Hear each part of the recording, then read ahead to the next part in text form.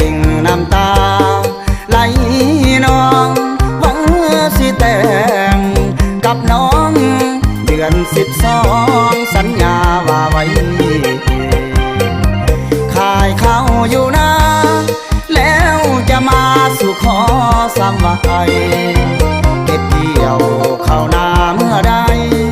อายจะไปจัดงานวิวาเปลี่ยนน้ำท่วมนาขอเปลี่ยนสัญญากับคนดี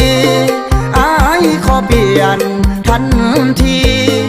ย้อนบ่มีเงินทองดังว่าหวังจะขายข้าวจึงต้องเศร้าย้อนน้ำท่วมนาพอเดือน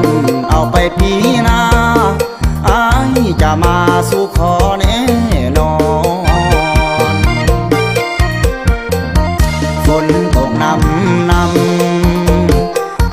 ำจนไหลล้นมาไหลล้นขึ้นท่วมทุ่งนาไหลท่วมป่าไหลท่วมดงนอนนาทุ่งนาทางเข้างามต้องตายแน่นอนนาอายน้ำท่วมทุกบ่อนงามงอนจงได้เห็นใจเปลี่ยนน้ำท่วมนา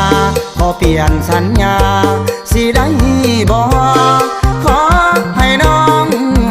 คอยรอจะไปขอน้องนางปีใหม่ปีนี้ผิดหวังแต่ก็ยังปีหน้าต่อไปน้ำแกงบ่ท่วมดังใจอายจะไปสู่ขอน้องนา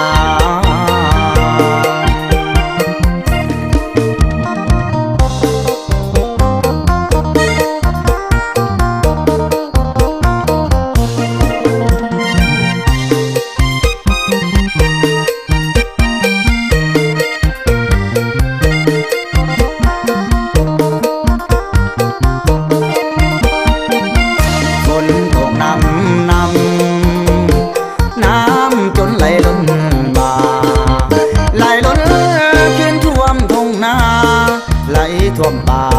ไหลท่วมดงนอน